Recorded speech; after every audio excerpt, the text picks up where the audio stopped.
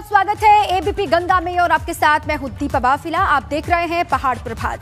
आगे बढ़ते हैं। सबसे पहले बड़ी खबर है देहरादून से। देवस्थानम बोर्ड के भंग होने का ये पूरा मामला है। हरक सिंह और त्रिवेंद्र सिंह के बीच खींचतान जारी। कैबिनेट मंत्री हरक सिंह रावत ने साधा पूर्व सीएम पर निशाना। पूर्व सीएम त्रिवेंद्र सिंह रावत पर हरक सिंह ने निशाना साधा है। त्रिवेंद्र सिंह के अड़ियल रवैये के चलते लिया गया है फैसला। हरक सिंह ने कहा अब दोनों के बीच में जो जुबानी जंग है वो भी देखने को मिल रही है। जन भावना को देखते हुए त्रिवेंद्र रावत ने नहीं लिया फैसला, ये हरक सिंह ने कहा है। अब त्रिवेंद्र सिंह रावत सामान्य विधायक हैं। हरक सिंह ने यह भी कहा।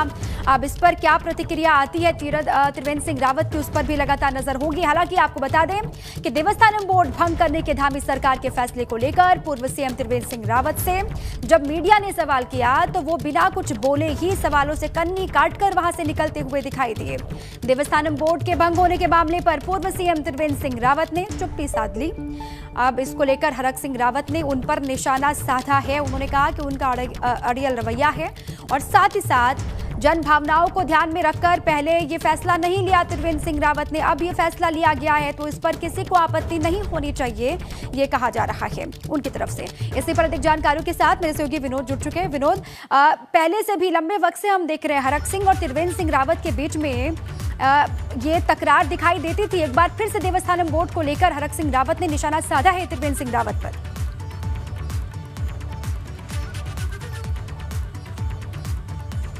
विनोद, आवाज आ रही है आप तक?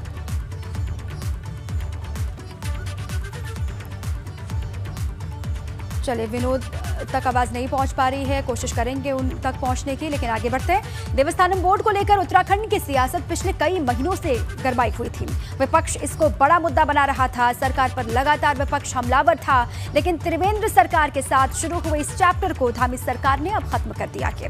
धामी सरकार के इस फैसले से हर कोई खुश है सिवाय विपक्ष के, जिसके हाथ से एक बड़ा मुद्दा चुनाव के वक्त में फिसलता चला गया।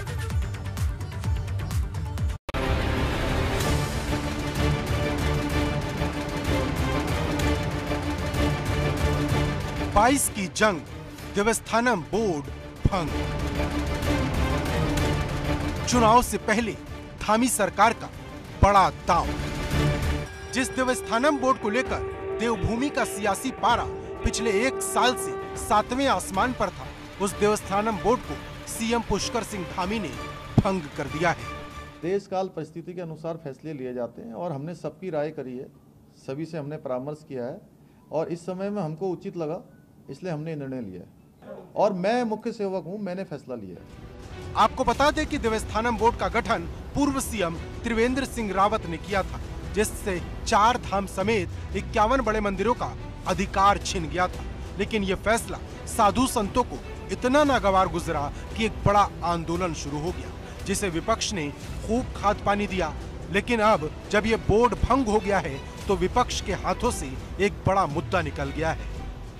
हारी हुई मनोवृत्ति से काम कर रही सरकार चुनाव में आसन हार को देखकर घबरा कर उठाया गया कदम है। आदरणीय तीर्थ पुरोहितों की एकता की जीत है। ये कांग्रेस पार्टी के संघर्ष की जीत है। हम पहले दिन से, जब से देवस्थानम बोर्ड का एक्ट ये लोग लाए, सरकार लाई, सरकार घमंड में थी, सरकार दंभ में थी, सरकार अपने बहुमत का दबाव देकर इस एक्ट को लाई। आखिरकार सभी तीर्थ पुरोहितों का संघर्ष काम आया और इस अहंकारी सरकार को ये देवस्थानम बोर्ड का जो बिल है वो वापस लेना पड़ा। हालांकि मुख्यमंत्री धामी ने विपक्ष से राजनीति छोड़ इस फैसले का स्वागत करने की अपील की है। कांग्रेस वालों को तो स्वागत करना चाहिए कि हमने, वो लगातार कह रहे थे कि वापस लेना चाहिए, तो उनको स्वागत करना चाहिए। नहीं तो फिर इसमें टीका टिप्पणी क्यों कर रहे हैं? इसका मतलब उनको पसंद नहीं आ रहा, हमने वापस ले लिया।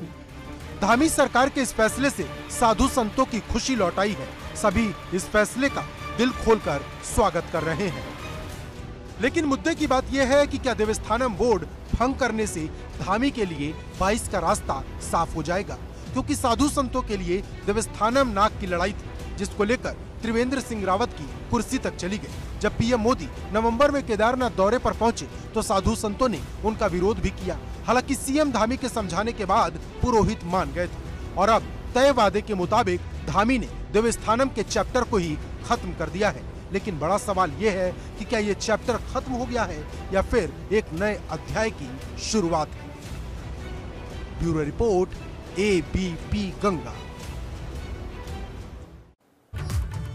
देवस्थानम बोर्ड भंग करने के ऐलान के बाद उत्तराखंड के मुख्यमंत्री पुष्कर सिंह धामी ने ABP गंगा से एक्सक्लूसिव बातचीत की है। सीएम धामी ने कहा कि ये फैसला देश काल परिस्थिति के मुताबिक किया गया है। हमारे साथ हैं मुख्यमंत्री पुष्कर सिंह धामी, जो कि आज मीडिया से मुखातिब हुए हैं और आज देवस्थानम बोर्ड को भंग कर दिया गया है। सर, राज्य सरकार का बड़ा फैसला, क्या कहेंगे? नहीं, देखिए, हमने शुरू से ही जो है लगातार इस पर बात की थी। सभी लोगों ने कहा था कि हमारी ये मांग है और हमारे हक हकूकधारी, पंचायत के लोग, हमारे तीर्थ पुरोहित, हमारे संत समाज के लोग, हमारे विश्व हिंदू परिषद के लोग, सभी लोगों ने अलग अलग तरह से सब लोगों ने अपनी बात करी थी और हमने उसके लिए उच्च स्तरीय कमेटी बनाई थी। कमेटी ने अपनी अंतिम रिपोर्ट हमको दे दी थी। इस रिपोर्ट को देखा, सभी लोगों के मंतव्य लिए, सभी जनप्रतिनिधियों से बात करी, अंततः हमने उसको आज वापस लेने का निर्णय लिया। सर, अब आगे किस तरीका का स्टैंड रहेगा तीर्थ पुरोहितों का? नहीं, वो तो सभी लोगों का चूंकि एक ही मांग थी उनकी लगातार, तो हमने आज उसको कर दिया है। तो अब उन सबका आशीर्वाद चाहिए, हम लोगों को आशीर्वाद मिलेगा सबका। बहुत धन्यवाद सर। हमारे साथ है मुख्यमंत्री पुष्कर सिंह धामी, जो आज देवस्थानम बोर्ड खत्म हुआ है, जिसको लेकर अभी मीडिया से मुखातिब हो रहे थे। अपने सहयोगी कैमरामैन क्रिस्टोफर लॉरेंस के साथ विनोद कुमार, ABP गंगा, देहरादून। आगे बढ़ते हैं। पूर्व सीएम हरीश रावत आज सुबह 11 बजे एक प्रेस कॉन्फ्रेंस करने वाले हैं और इस प्रेस कॉन्फ्रेंस में वो देवस्थानम बोर्ड की वापसी पर सरकार को घेर सकते हैं। इसके अलावा हरीश रावत आज प्रेस कॉन्फ्रेंस में गैरसैंण में सत्र कैंसिल करने को लेकर भी बात करेंगे। अब देखना अहम होगा कि वो कौन कौन से बिंदुओं पर प्रेस कॉन्फ्रेंस के दरमियान बात करते हैं।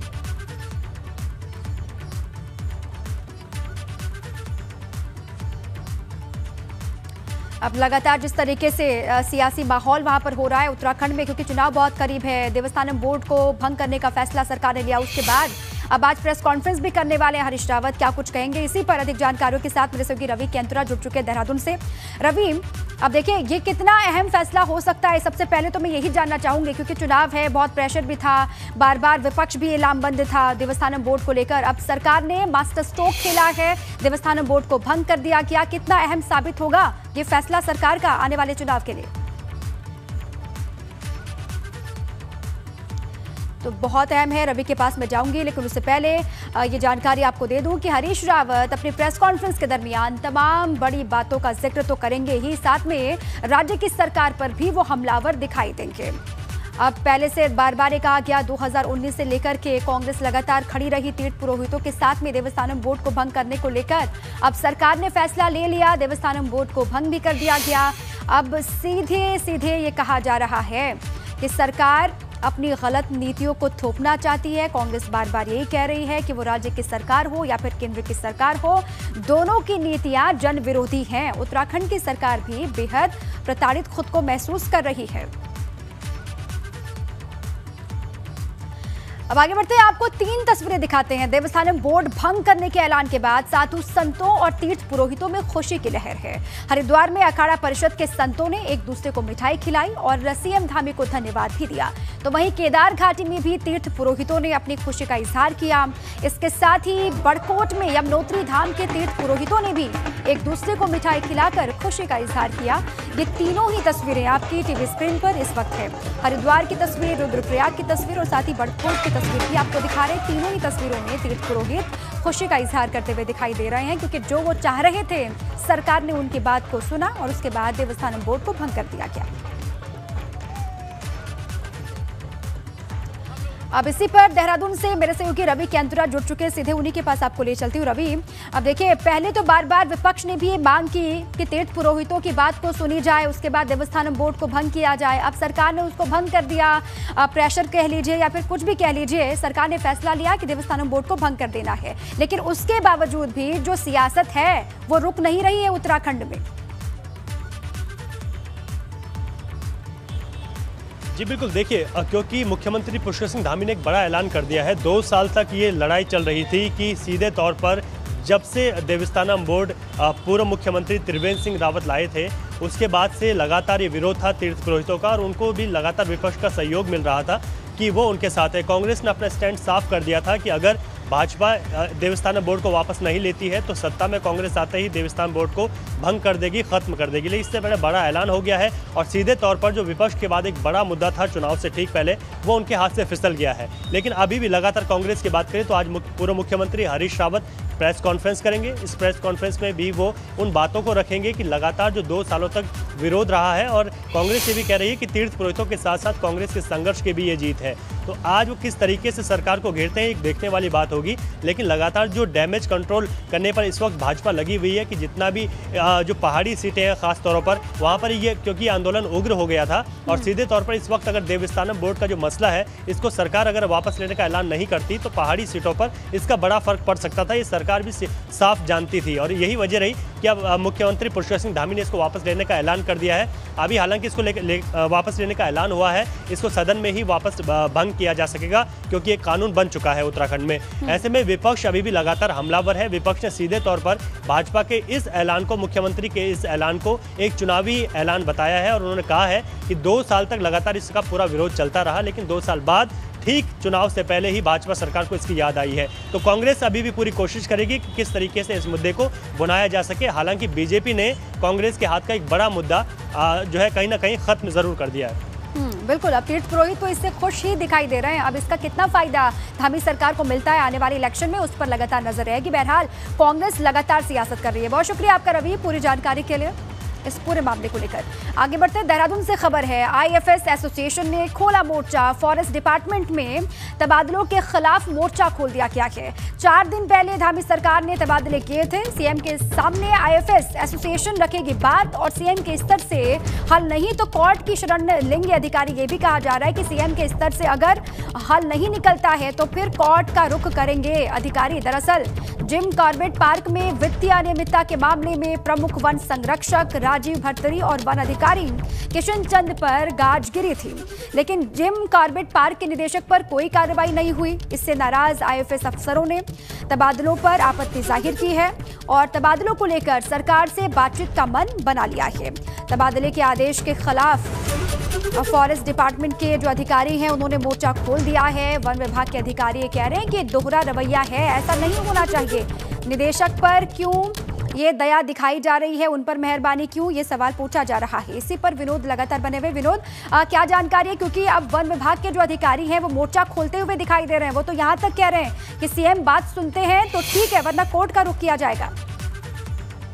बिल्कुल, देखिए दीपा, भी 4 दिन पहले उत्तराखंड सरकार ने फॉरेस्ट डिपार्टमेंट में बड़े बम्पर तबादले किए थे, जिसमें प्रमुख वन संरक्षक से लेकर नीचे तक के जो वन अधिकारी है उनके तबादले किए गए थे। लेकिन अब आईएफएस एसोसिएशन ने इस तबादलों के खिलाफ जो आदेश हुआ था उसके खिलाफ मोर्चा खोल दिया है और ये भी कहा है कि धामी जो मुख्यमंत्री है, धामी बात की जाएगी और अगर धामी सरकार के माध्यम से भी अगर मामला नहीं सुलझता है तो कोर्ट की शरण के लिए भी कुछ अधिकारी तैयार बैठे हैं। लिहाजा जितने तबादले हुए थे उनके पीछे मंशा क्या है और जिस तरह से वित्तीय अनियमितता का आरोप तमाम कुछ अधिकारियों पर लग रहे थे, तो ऐसे में जिन कॉर्बेट में जो धांधली हुई है, वित्तीय अनियमितताएं हुई है, उनके निदेशक पर सरकार की मेहरबानी क्यों है। और ये भी महत्वपूर्ण बात है दीपा कि कुछ उन जो तबादला आदेश निकला था उस लिस्ट में कुछ लोग ऐसे भी हैं जिन जो पहले से ही चार्जशीट उन पर हो चुकी है, उनको भी मलाईदार पोस्टिंग दे दी गई है। तो तमाम महत्वपूर्ण विषयों को लेकर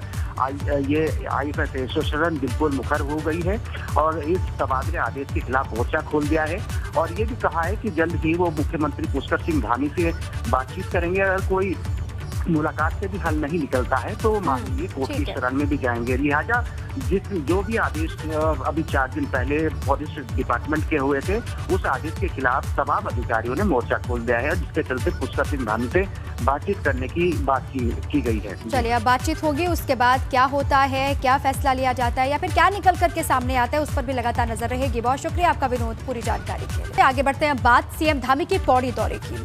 सीएम पुष्कर सिंह धामी आजकल ताबड़तोड़ दौरे कर रहे हैं। इसी क्रम में वो आज पौड़ी जाने वाले हैं। पौड़ी में सीएम धामी का व्यस्त कार्यक्रम है। यहाँ सीएम धामी रामलीला मैदान में पहुंच करके कई योजनाओं का शिलान्यास और लोकार्पण करने वाले हैं।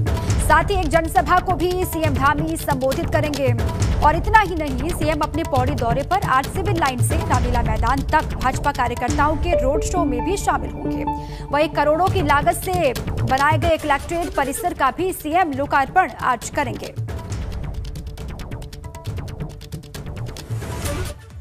श्रीनगर से बड़ी खबर है। आज गढ़वाल विश्वविद्यालय का दीक्षांत समारोह होना है। दीक्षांत समारोह में शामिल होंगे केंद्रीय शिक्षा मंत्री धर्मेंद्र प्रधान।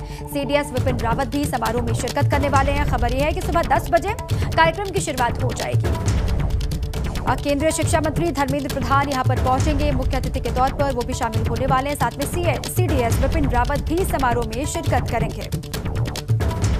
10 बजे के बाद से कार्यक्रम की शुरुआत होगी। श्रीनगर से बड़ी खबर है।